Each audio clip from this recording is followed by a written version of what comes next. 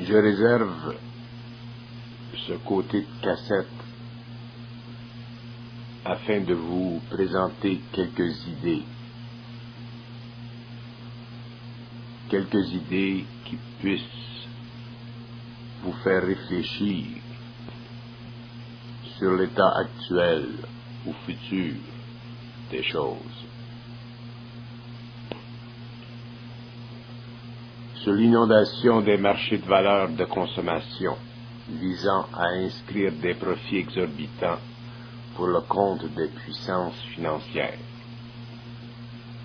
Les masses mondiales sont ensevelies sous les flots croissants d'une superproduction de produits qui risque d'anéantir la valeur marchande de l'argent et d'engendrer sur le marché mondial de la monnaie des cul-de-sac financiers qui ne seront percés que par une redistribution des courants monétaires jusqu'au jour où les peuples les plus favorisés économiquement seront écrasés sous des intérêts spiralisants et des retenues de fonds inimaginables se verront obligés de geler les banques afin de prévenir une conflagration mondiale du crédit. Le crédit est une puissance positive dans l'accélération des courants monétaires, mais devient facilement un nœud coulissant lorsque ce dernier force les industries à reconquérir les marchés libres des anciens produits afin de subvenir à leurs propres besoins d'émancipation et de croissance. Le grand danger du crédit ne peut être évité que par une augmentation de la participation de la main-d'œuvre dans le monde et de la réactivation du potentiel d'achat des membres de la communauté humaine. L'intérêt des peuples ne peut être perpétuellement un guet-apens créé par la grande finance.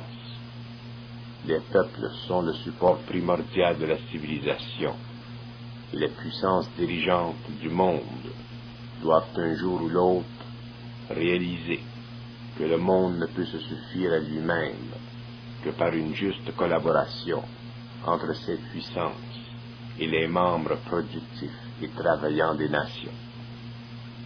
Le déséquilibre engendré par le désir exclusif du pouvoir financier et politique ne peut qu'aggraver la situation sociale dans toutes les régions du globe, jusqu'au jour où les forces de gauche et les forces de droite devront s'affronter pour faire valoir leur position vis-à-vis des peuples.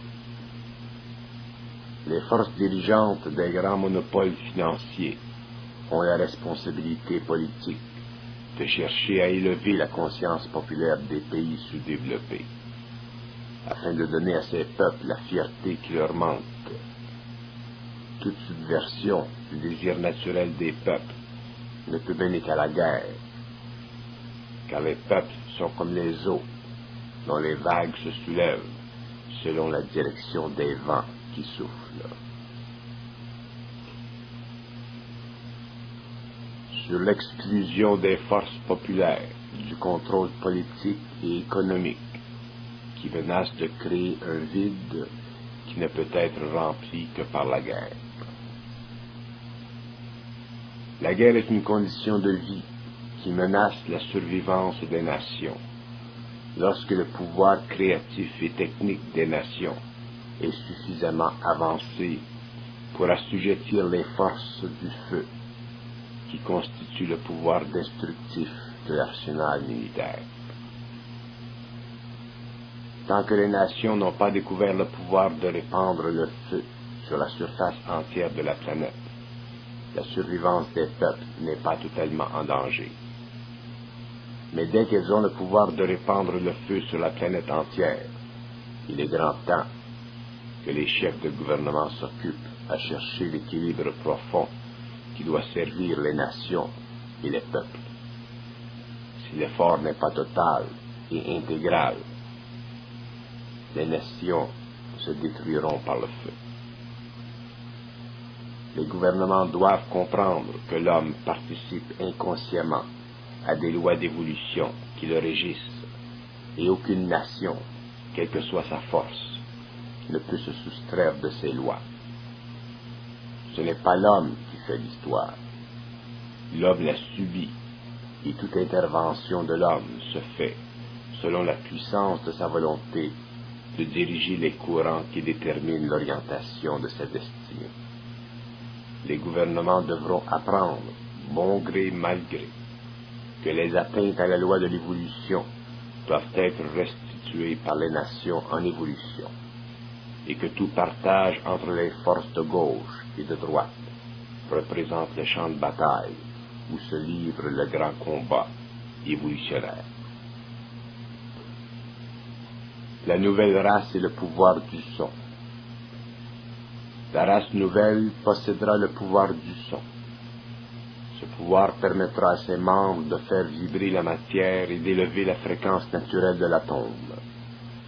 Le pouvoir du son facilitera la destruction des barrières qui séparent l'homme de la matière et lui permettra d'entreprendre des travaux qui étaient considérés autrefois comme provenant d'actes magiques. La science du son sera graduellement répandue sur la Terre, de sorte que peu de temps après la redescente sur le plan matériel, les mutants seront reconnaissables à leurs facultés extraordinaires.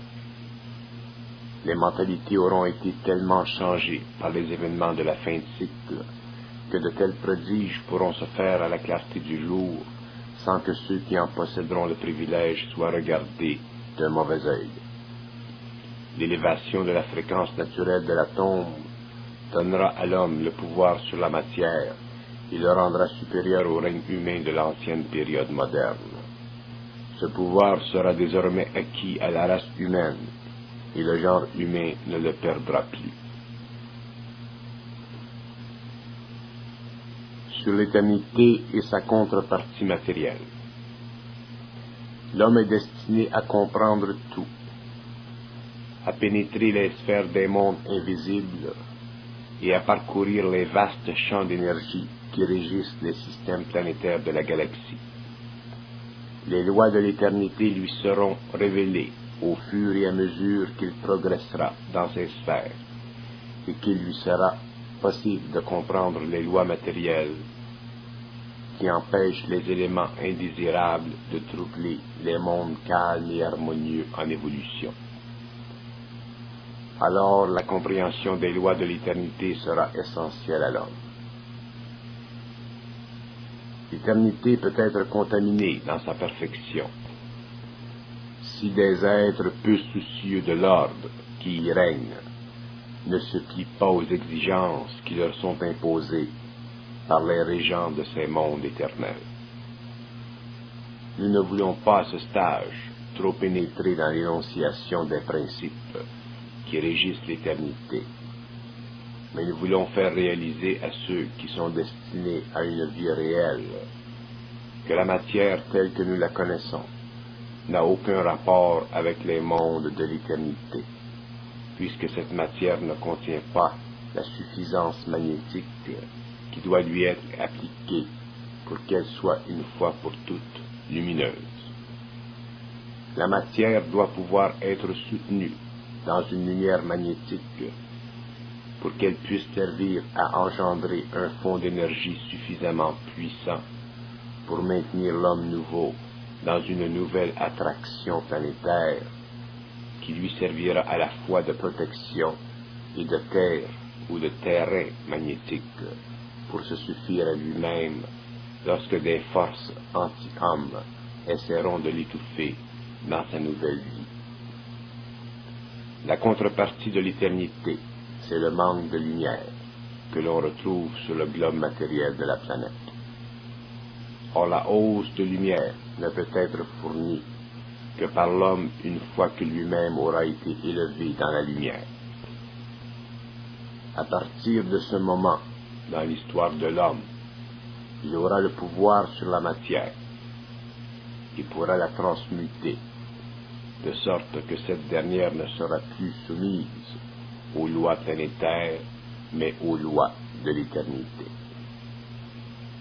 La lumière planétaire ne sert qu'à faire croître les formes de vie matérielle, nécessaire à la vie de la planète, sous toutes ses formes.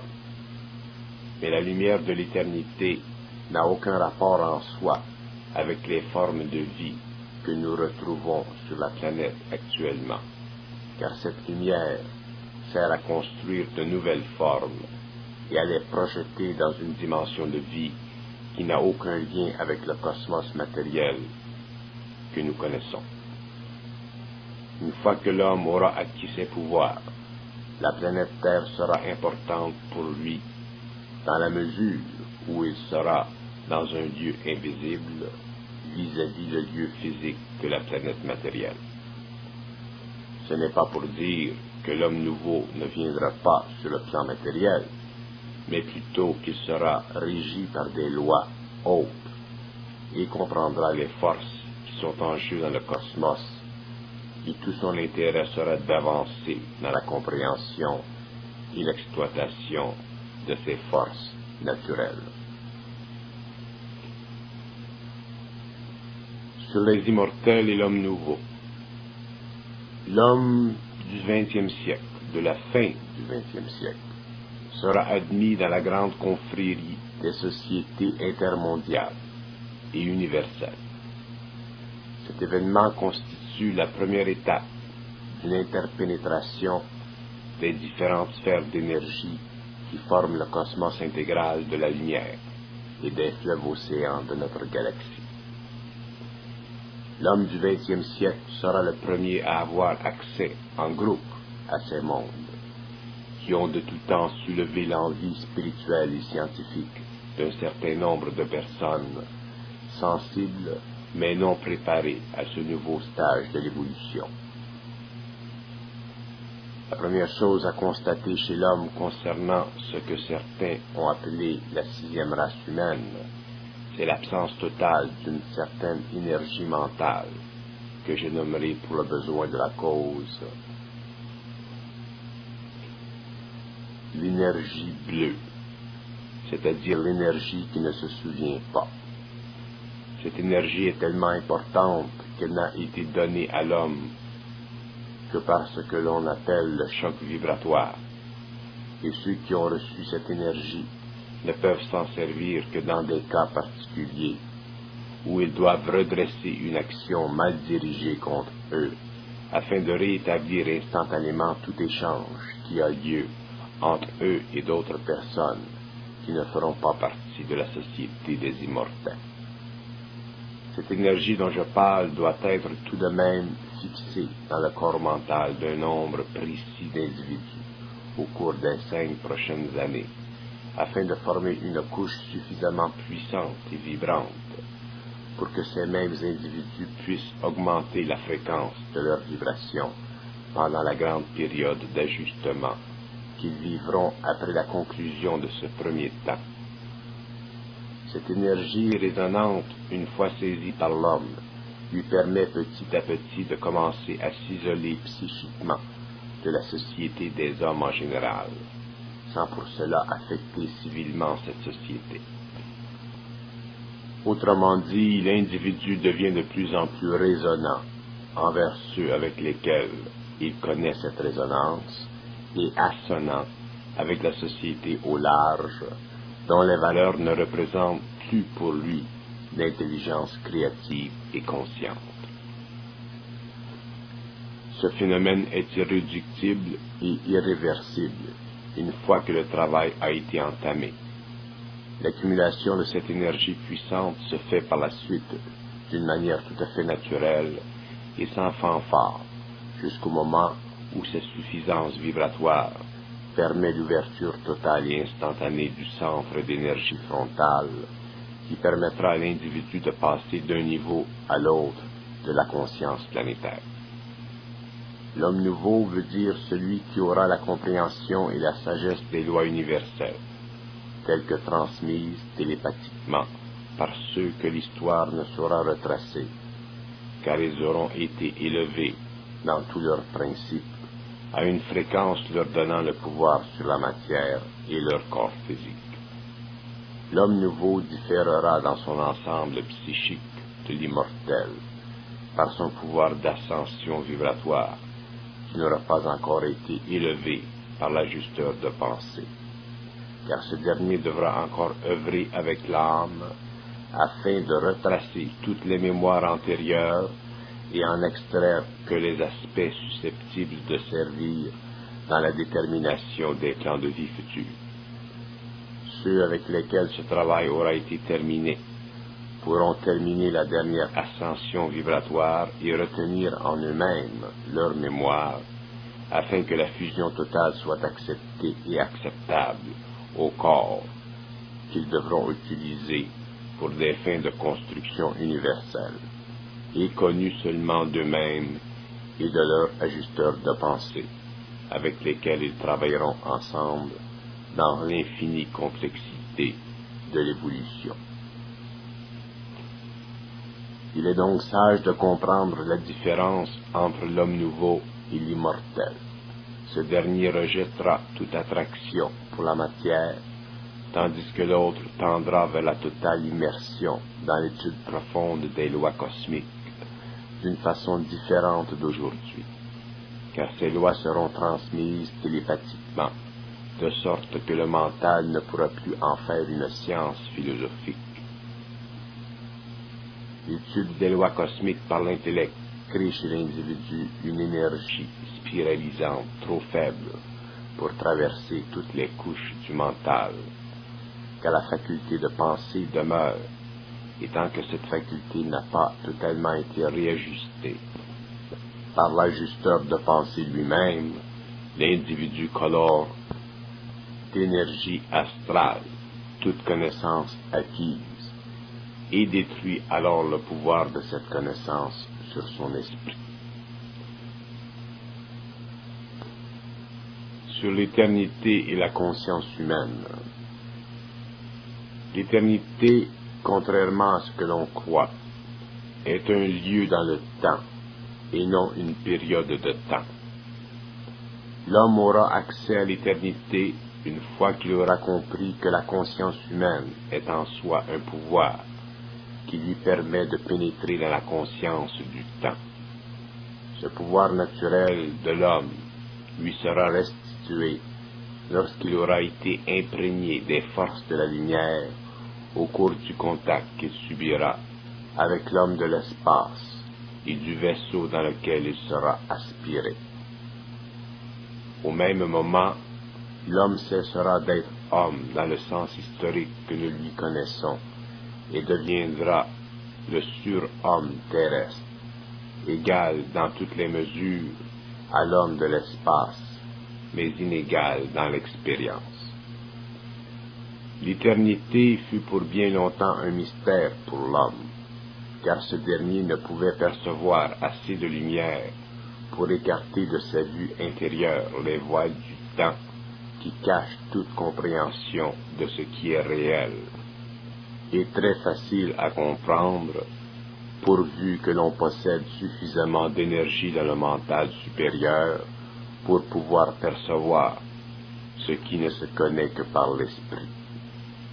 L'intellect humain est tellement limité lorsqu'il s'agit de comprendre le réel que ce dernier a tendance à mystifier ce qui dépasse l'intelligence humaine et à rationaliser tout ce qui n'est pas du domaine de l'intelligence pure pour se retrouver perdant des deux côtés.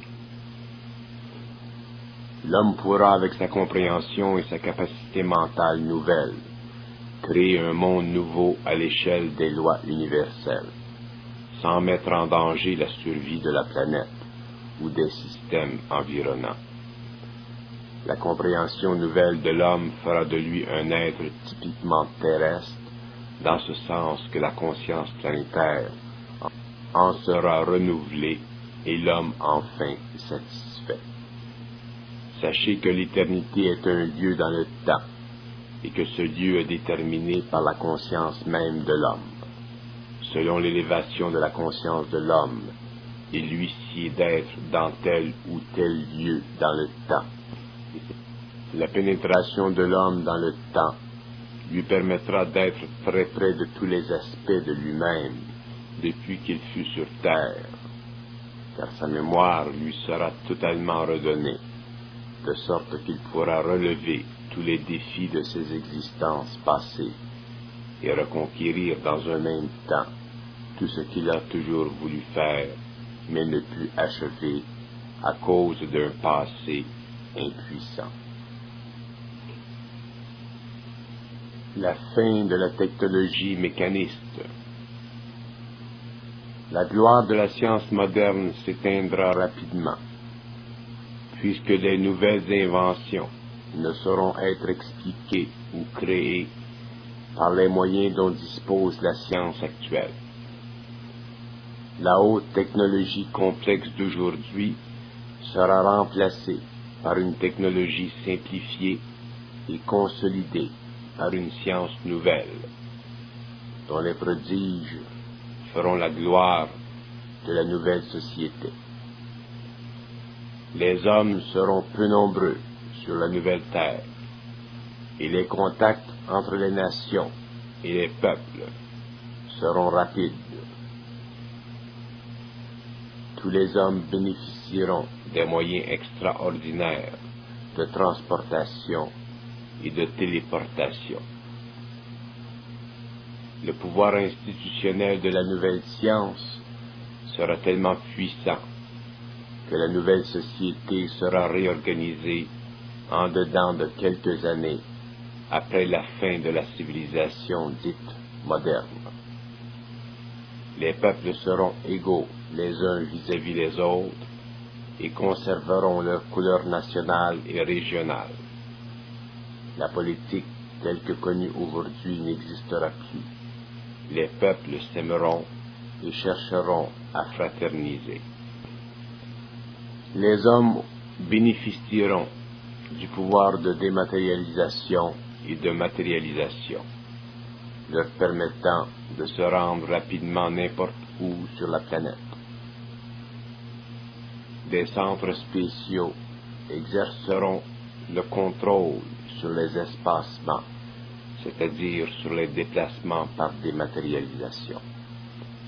Ces centres seront dirigés par des hommes de science parfaitement conscientisés et parfaitement conscients de l'importance de leur travail.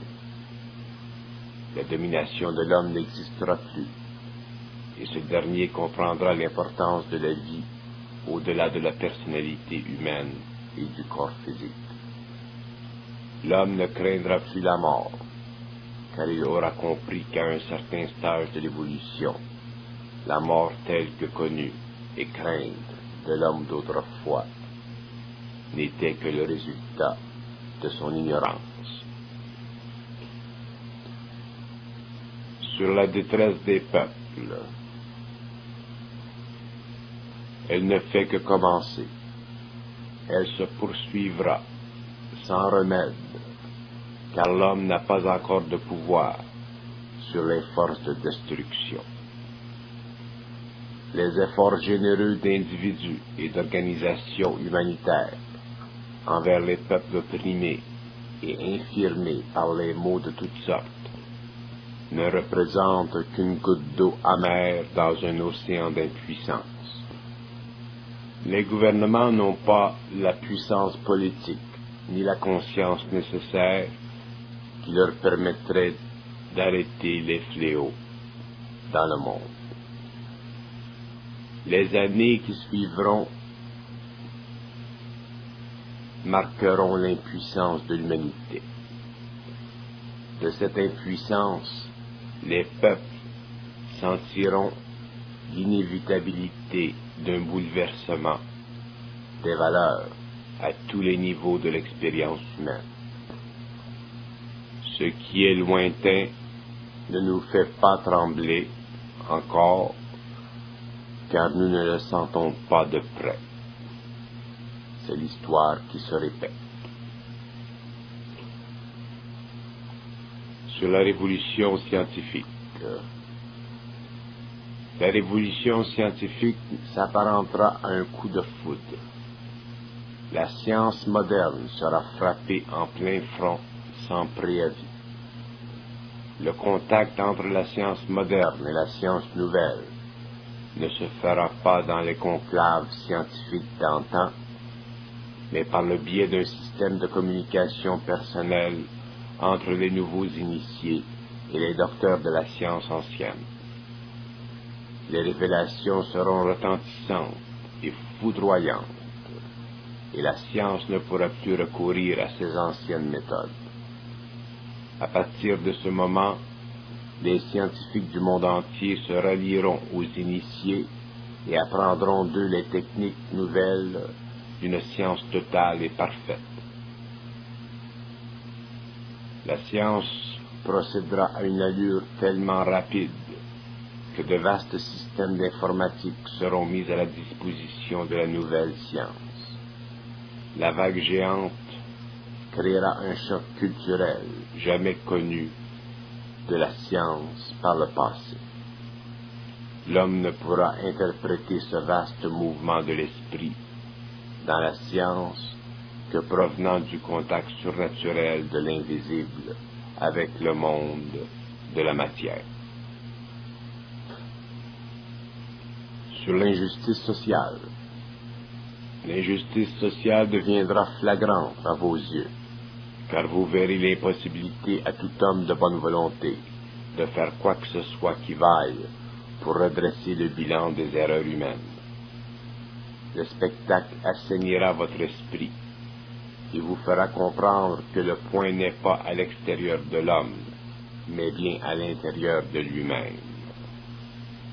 Vous verrez clairement que toutes les bonnes intentions au monde sont facilement défaites par la mauvaise volonté des hommes et que tout doit être remis en question, tôt ou tard.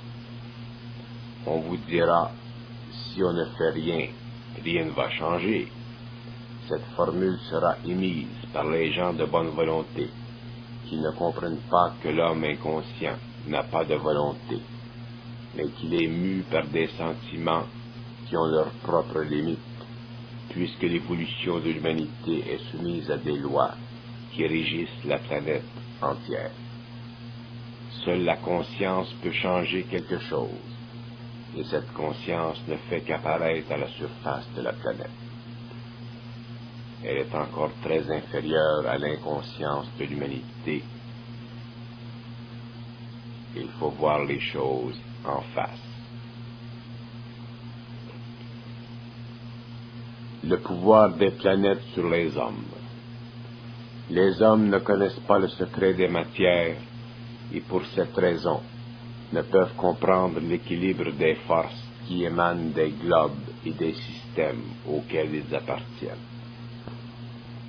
Une planète est une progression d'énergie qui procède de ce que l'on connaît comme matière solide jusqu'aux matières très subtiles de l'intelligence. Chaque planète est une composition d'énergie qui varie suivant la nature de son rôle dans un système solaire quelconque.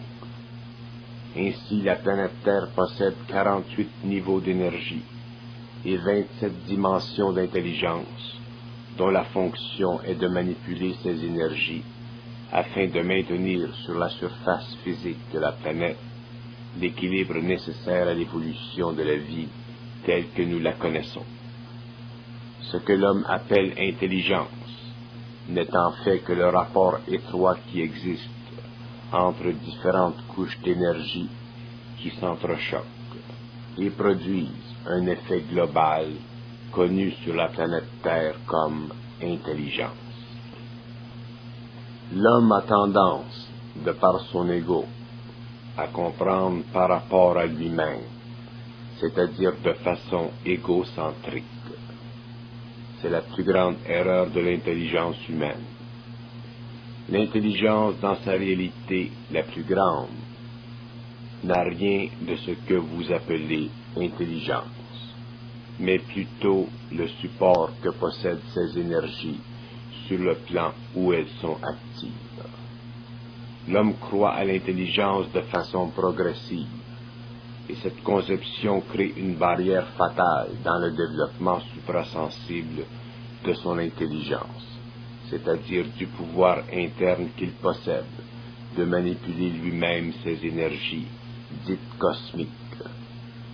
et dont l'effet sur la planète peut faire de lui un être supérieur, c'est-à-dire un être supraconscient. L'idée de progression de l'intelligence n'existe que sur la planète Terre.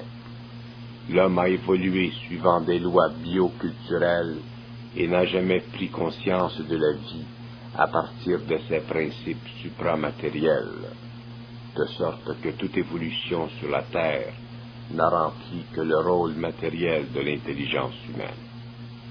Si l'homme n'avait pas perdu contact avec les autres dimensions, son intelligence ne se serait pas bornée à la manutention des formes physiques de la matière, mais aurait pénétré dans les secrets de la matière physique et invisible, libérant de ce fait l'esprit humain pour donner à l'homme la préscience des lois de la matière invisible.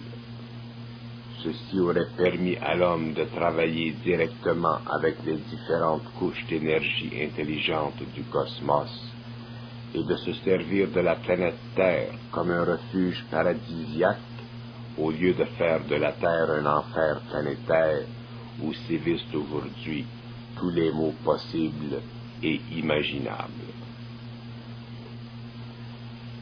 L'homme connaîtra la différence fondamentale entre le mot intelligence et le mot connaissance. La mémoire sera reconnue comme élément maudit de toute évolution humaine. L'intérêt de l'homme pour le passé sera détruit, car l'homme aura perdu la mémoire personnelle afin d'appartenir à cette nouvelle race dont la principale des qualités sera la compréhension instantanée des lois de la matière.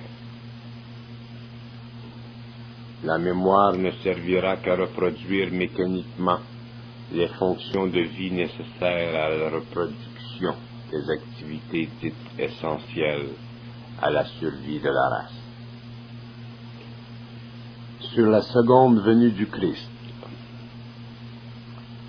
La seconde venue du Christ sera connue dans le temps comme étant le partage sur la terre des pouvoirs innés de l'homme et de son retour à l'évolution universelle par le biais de son esprit reconstitué et de son corps éthérique libéré.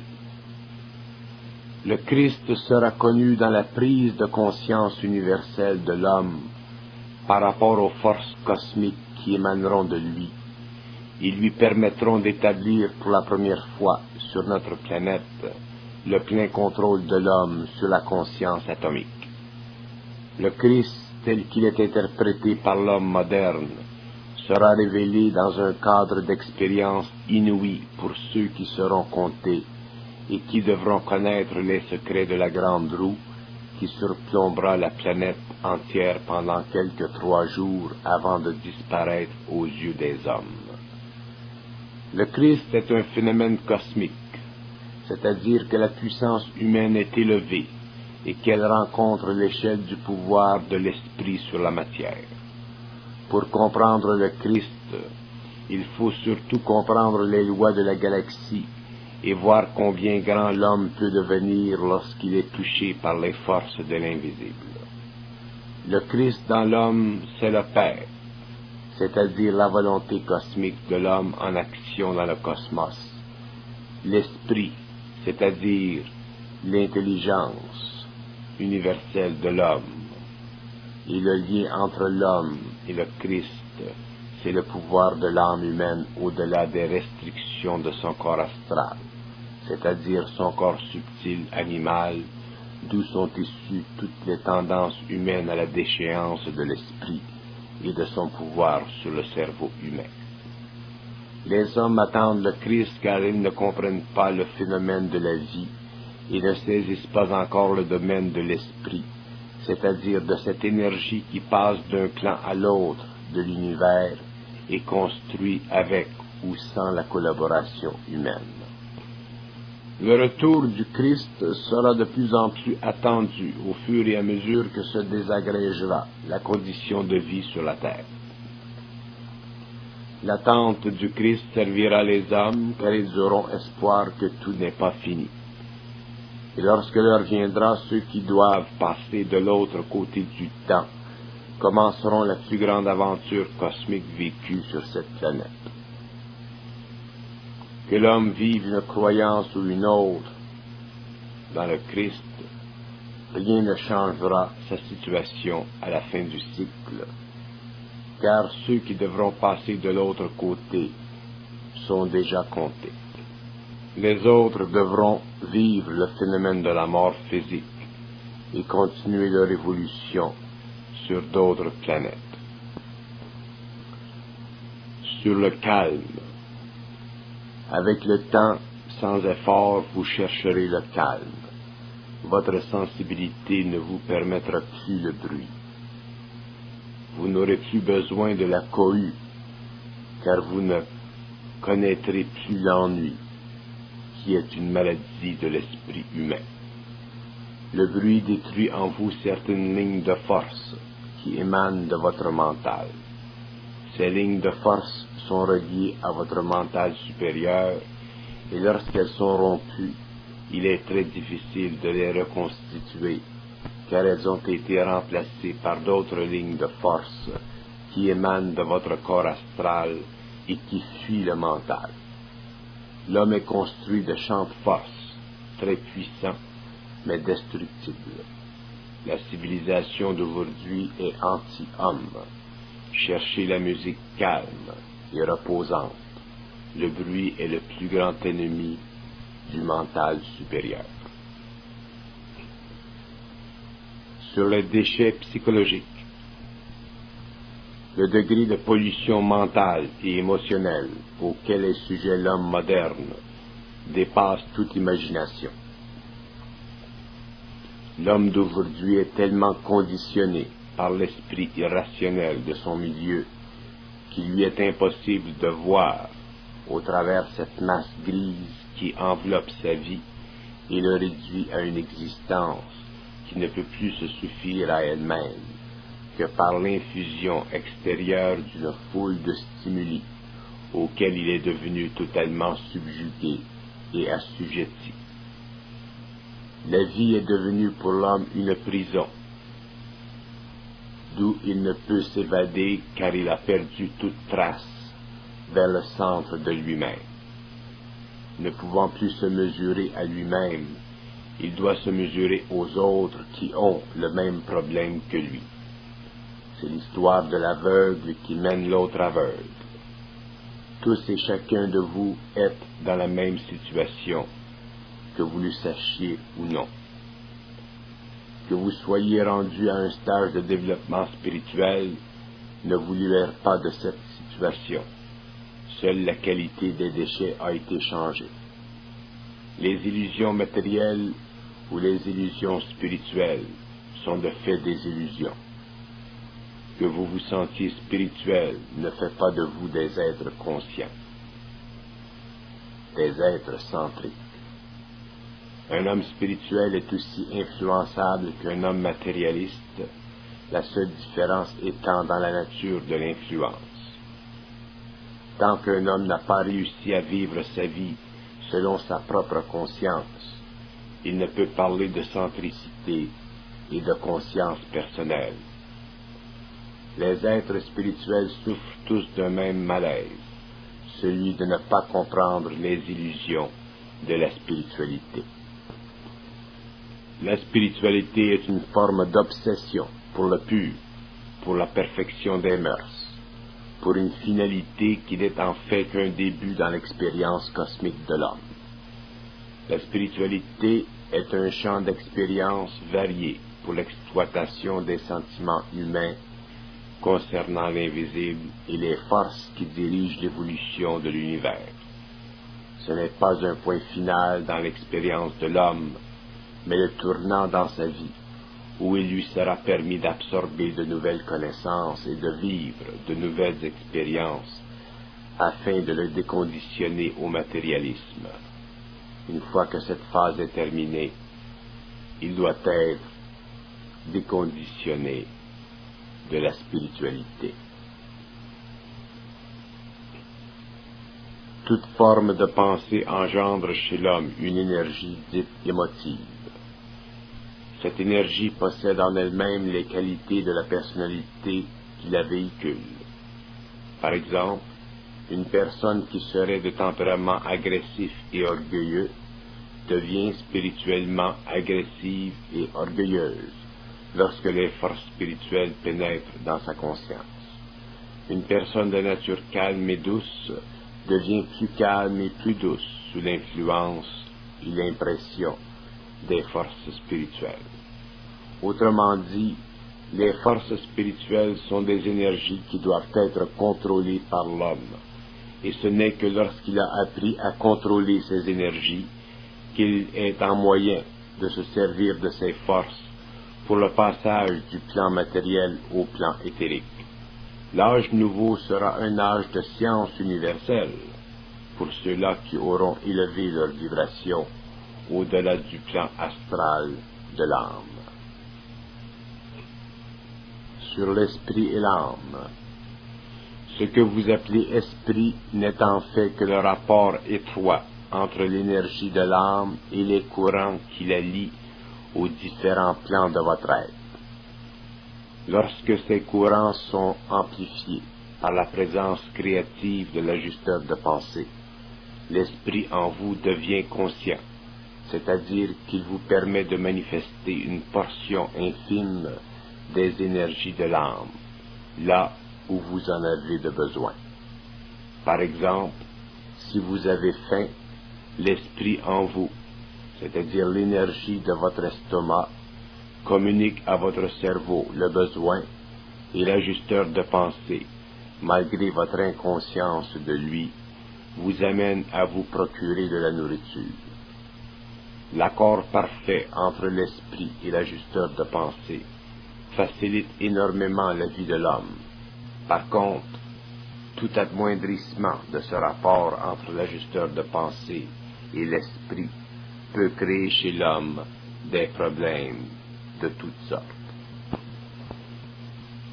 Comment reconnaître le statut spirituel de votre ou de vos contacts avec l'invisible? Voici quelques moyens de les vérifier. Dans le cas des êtres négatifs, ils vous parleront négativement des humains autour de vous. Ils vous mentiront sur certaines choses afin de cacher leur identité. Ils n'aiment pas parler du Christ. Ils sont malheureux. Ils ne voient pas la lumière. Ils ne veulent pas réellement vous aider. Ils n'ont pas intérêt à ce que vous connaissiez vous-même. Ils vous diront vos défauts, mais ne voudront pas vous faire connaître vos qualités. Ils peuvent vous suggérer des actes qui vont contre la nature de votre jugement, tel le suicide dans certains cas graves. Ils n'aiment pas vos activités spirituelles de haute valeur. Ils n'aimeront pas ceux qui vous aident sur le plan matériel à comprendre les lois de leur monde. Vous devez cesser toute communication avec eux. Contact avec un être spirituel avancé.